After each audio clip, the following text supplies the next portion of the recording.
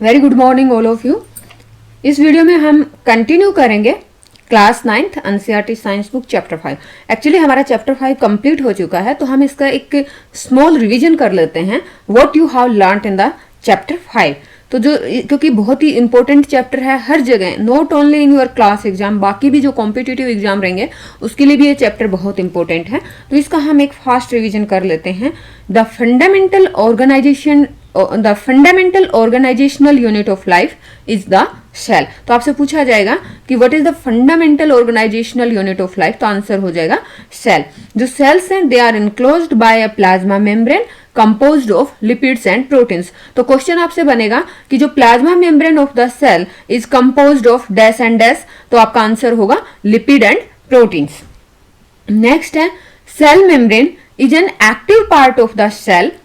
जो cell membrane है वो रेगुलेट करती है movement of materials between the ordered interior of the cell and outer environment. यानी कि इसका कहने का मतलब यह है कि जो सेल की मेम्ब्रेन है वो सेल के अंदर और बाहर जो मटेरियल्स का मूवमेंट है उसको रेगुलेट करता है। प्लांट सेल्स की अगर हम बात करें तो एक सेल वॉल होती है, और ये जो सेल वॉल है it is mainly consist of cellulose, mainly composed of cellulose and is located outside the cell membrane। यानी कि जो एनिमल सेल्स में हमने देखा सेल मेम्ब्रेन, तो प्लांट सेल में भी सेल मेम्ब्रेन होती है, लेकिन प्लांट सेल में सेल मेम्ब्रेन के बाहर एक और लेयर होती है जिसको हम बोलते हैं सेल वॉल। जो presence of cell wall enables the cells of the plants, fungi and bacteria to exist in hypotonic media without bursting। ये जो सेल वॉल है इसकी वजह से क्या होगा कि जैसे हाइपोटोनिक मीडिया में सेल को रख दिया, यानी कि एक डाइल्यूट मीडियम में रख दिया, तो क्या होगा कि जो वाटर है that will enter the cell, और उसके बाद सेल जो है स्वेल अप होगी, सेल का साइज बड़ा होगा। लेकिन बाहर क्या है, बाहर सेल वॉल है, तो सेल जो है बर्स्ट नहीं होगी। और ये जो आपका सेल वॉल है जैसे फंगी कुछ बैक्टीरिया है वहां पे भी प्रेजेंट होता है, तो ये क्या करता है कि जो सेल को बर्स्ट नहीं होने देता जब उसको हाइपोटोनिक मीडिया में रखते हैं।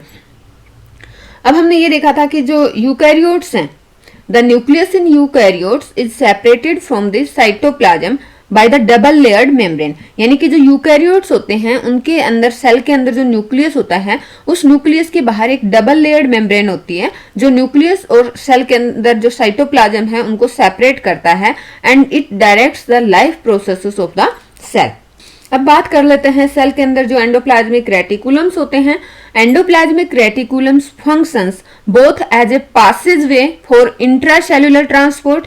यानी कि जैसे जो endoplasmic reticulum, rough endoplasmic reticulum होते हैं, उनके सरफेस पे राइबोसोम्स होते हैं। राइबोसोम्स प्रोटीन सिंथेसाइज करते हैं, तो उन प्रोटीन्स को सेल के डिफरेंट पार्ट्स में भेजने का काम कौन करता है, एंडोप्लाज्मिक रेटिकुलम। तो इंट्रासेल्युलर ट्रांसपोर्ट का काम कौन कर रहा है, एंडोप्लाज्मिक रेटिकुलम। दूसरा जो एंडोप्लाज्मिक रेटिकुलम से smooth and rough endoplasmic reticulum, they provide the surface to perform various chemical activities inside the cell. तो एक मैन्युफैक्चरिंग सरफेस का काम भी करते हैं।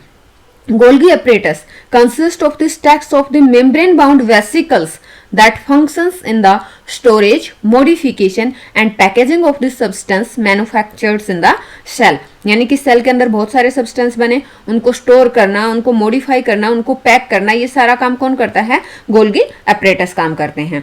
बहुत सारी जो प्लांट सेल्स हैं they have large membranes organelles जिनको हम बोलते हैं प्लास्टिड्स। प्लास्टिड्स दो तरह के होते हैं, एक है क्रोमोप्लास्ट जो कि कलर्ड प्लास्टिड्स हैं, सेकंड है ल्यूकोप्लास्ट जो कि व्हाइट प्लास्टिड्स हैं।